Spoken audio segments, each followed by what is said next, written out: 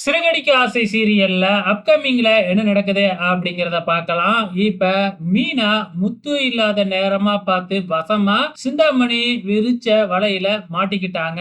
இப்ப மீனா வந்து நல்லபடியா கடனை உடனே வாங்கி அந்த ஆர்டரை செஞ்சு கொடுத்துட்றாங்க. ஃபங்க்ஷன்லாம் முடிஞ்சதுக்கு அப்புறம் மேனேஜர் கிட்ட போய் மீதி பணத்தை வாங்கிடலாம் அப்படின்னு போனா, அதுதான் ஏற்கனவே கொடுத்தாச்சுல, அப்புறம் என்ன மறுபடியும் பணம் வாங்க வர?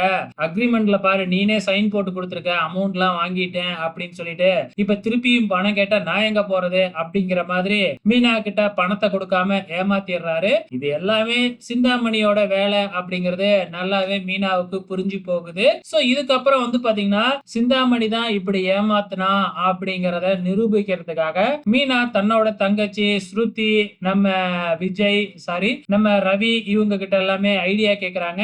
இவங்க எல்லாம் சேர்ந்து என்ன செய்ய போறாங்க, சிந்தாமணி தான் இது எல்லாமே பண்ணுனது அப்படிங்கறத எப்படி நிரூபிக்க போறாங்க அப்படிங்கறத பொறுத்திருந்து பார்க்கலாம்.